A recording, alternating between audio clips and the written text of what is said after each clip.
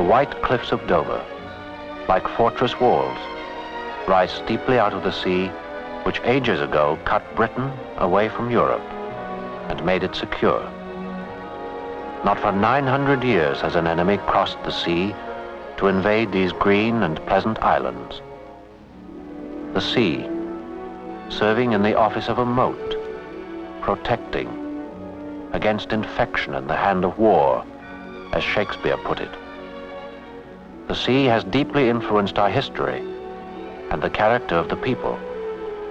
We're a seagoing people, an island people, proud, aloof, and a bit arrogant, perhaps, as island people are often wont to be. Long ago, we learned to use the oceans of the world for our good, for trade and conquest. This little island of Great Britain once ruled almost half the earth. The sea dominates the climate of the British Isles, which lie as far north as Hudson Bay and parts of Alaska. One would expect to find it very cold and harsh indeed, but not so.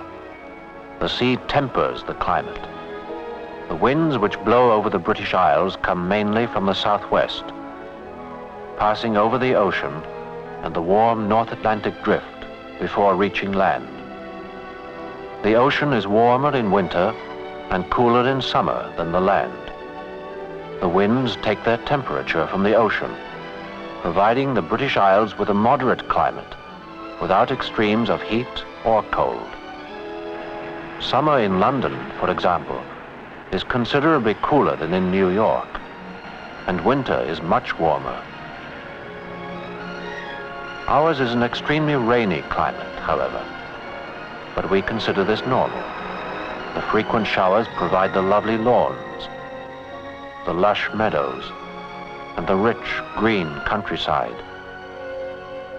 It's cloudy, damp, and gray much of the time, I'm afraid. But then may come heavenly clear days in the wake of a breeze, bringing the fresh tang of the sea, and all Britain seems to take to the beaches.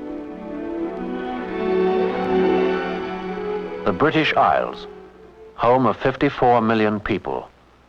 England, Wales, and Scotland make up the island of Great Britain, a land area about the size of the state of Minnesota. From Firth in the north to Land's End in the south, a distance of approximately 650 miles.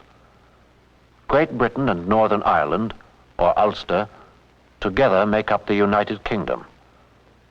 Southern Ireland, the Republic of Ireland, is independent of Great Britain, cutting all ties after World War II. After a long struggle, I might add. After 800 years of struggle, I might add. Dublin is the capital of the Republic of Ireland, a country of but 4.5 million souls. 100 years ago, there were nearly twice this number. Emigration, which seems to have become a national custom, and a low birth rate account for the dwindling population over the last century. Ireland is a poor country, an agricultural country. The land itself is so poor that it can barely support the people who must live on it. With industry very slow in developing here, Irishmen often must emigrate in order to earn enough to keep alive. It's a pity. Ireland is the least densely populated part of the British Isles. It's like a saucer. A mountainous rim surrounds the central lowland. It rarely rains hard, but the water does seem to keep dripping and drizzling down most of the time. It's a bit too cool and damp for crops, but fine for livestock. More than half the farmland produces hay or pasture for cattle.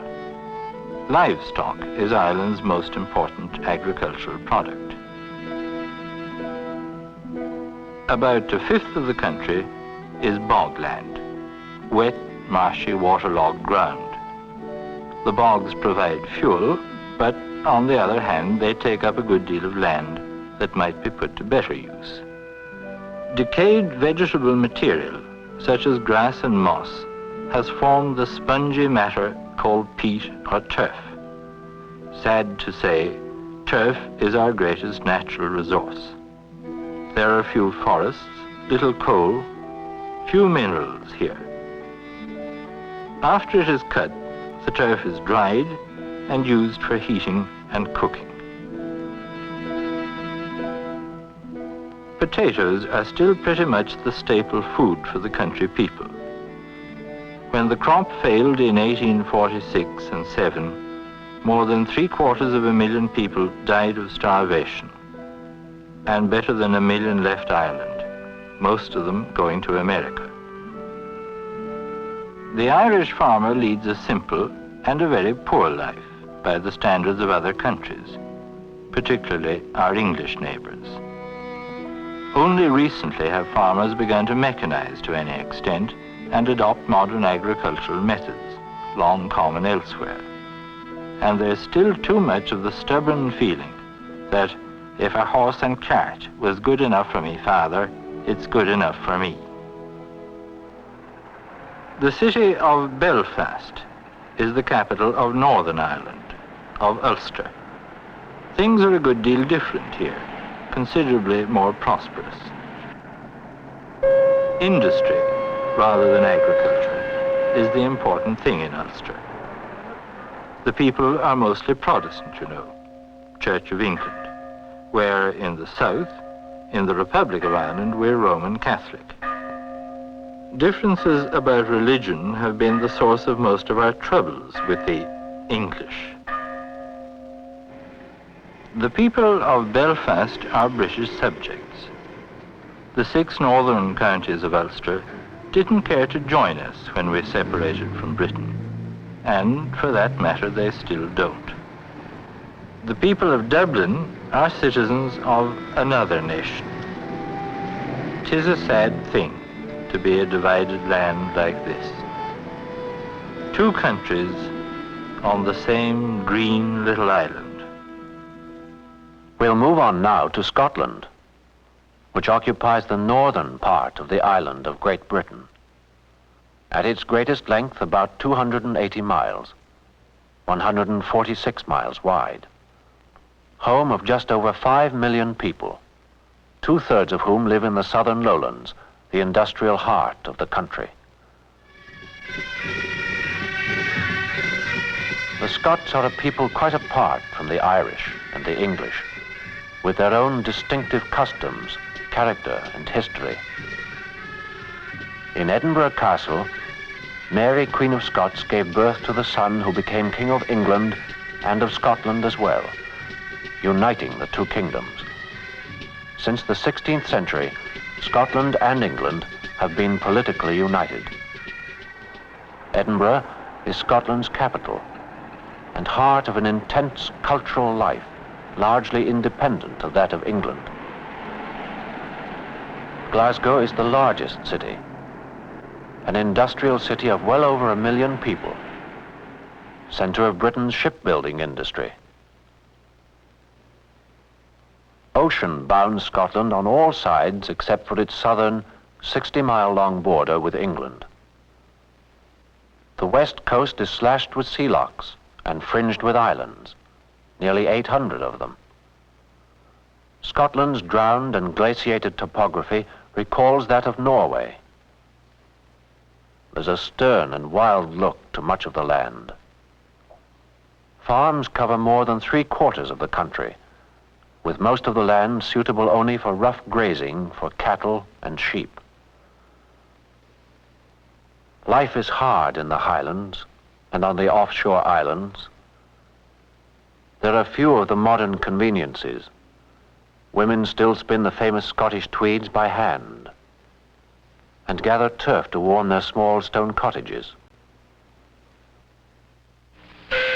Fishing villages dot the coastline. Fishing, long a vital occupation for Britons. A very large commercial fishing fleet brings in considerable quantities of cod, herring, and mackerel. Fish is an extremely important part of the British diet, but fishing occupies a very small percentage of the population, probably much less than 1%. The houses of fishermen stretch back from the water's edge. Life for the rural people of Scotland is simple and unsophisticated. It's a frugal, sparse existence compared with the lives of most Britons. Both the people and the land of Scotland are very different from England, the largest and wealthiest unit of the United Kingdom. With a population of over 42 million people, England is one of the most densely populated countries in the world.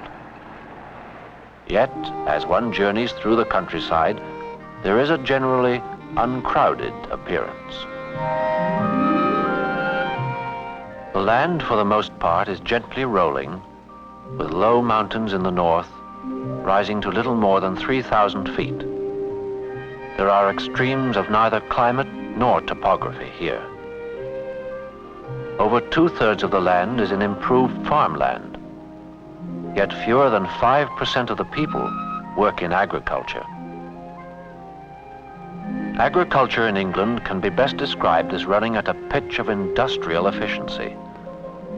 Highly mechanized farms, incredible crop yields, high-quality cattle, and famous breeds of livestock developed here.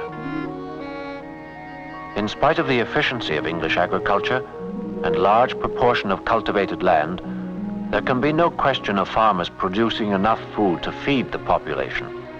There is simply not enough land. Only about half of Britain's food needs can be produced at home. We English love this little land in a deep and special way. To understand why, I think one must experience the beauty of the countryside, of the hills and valleys, the hedgerows and ever-winding roads, the lovely, tranquil villages.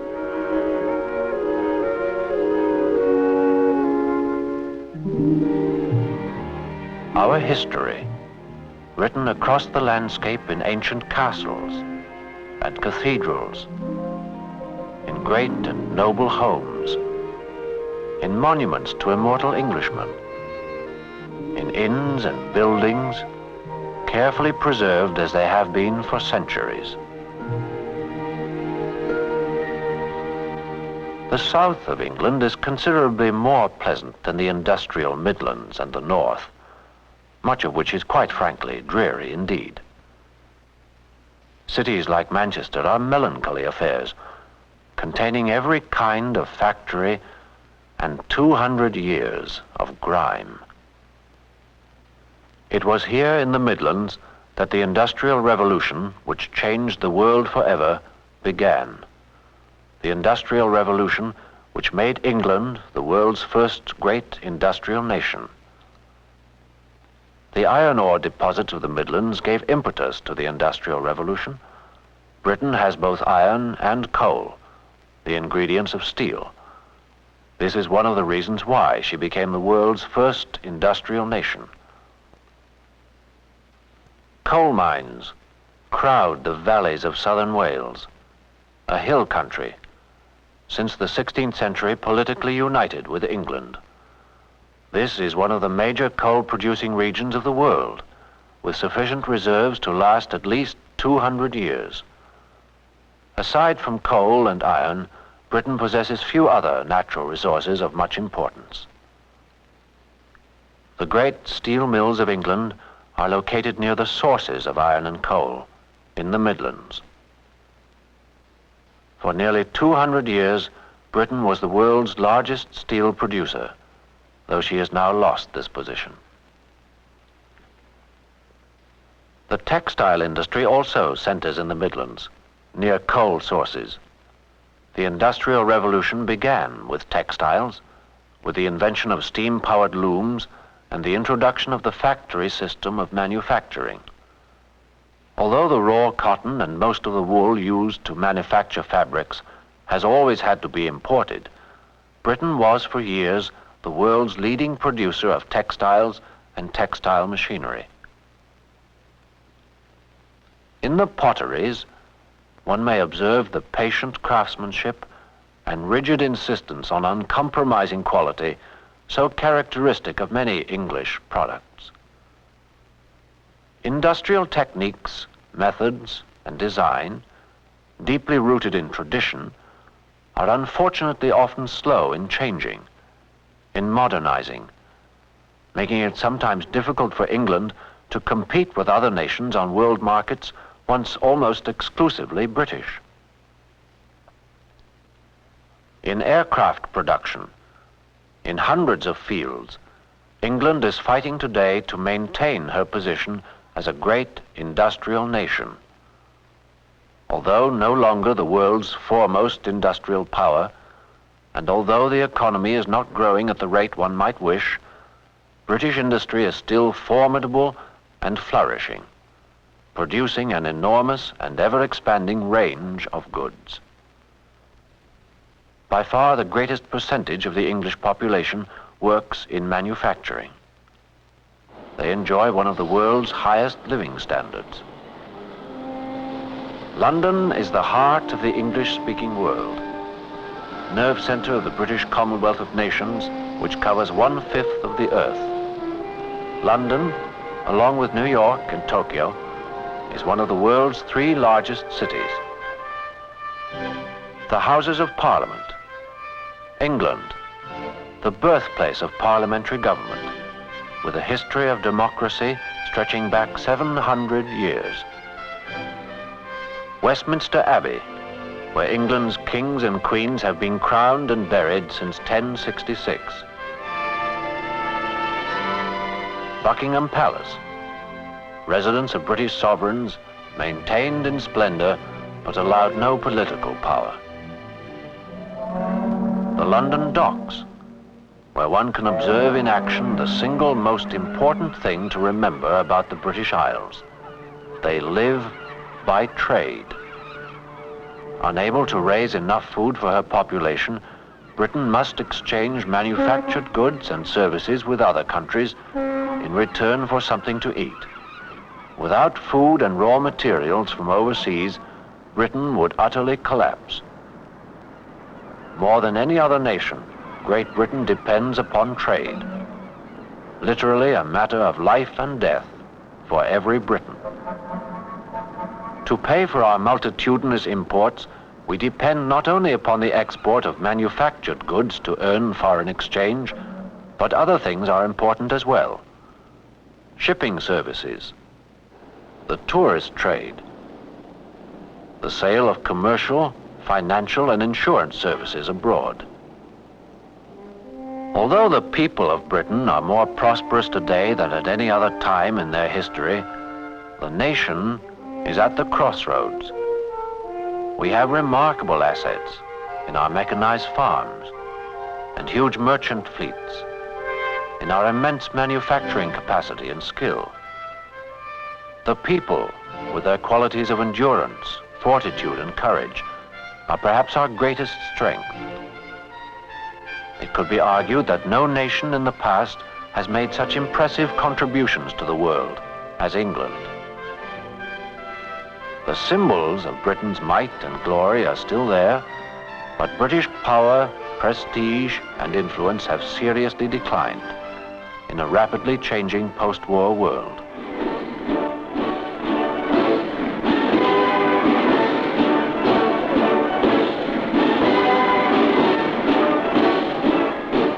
Her Majesty, Queen Elizabeth II. It was under the first Elizabeth that England ceased to be a small provincial nation and sent her explorers, traders, and colonizers to the limits of the known world. Today, under a new Elizabeth, the future is in doubt. If we are to remain a world power, great ingenuity and enterprise are called for, plus that so-called bulldog tenacity, which has seen us through many crises in the past.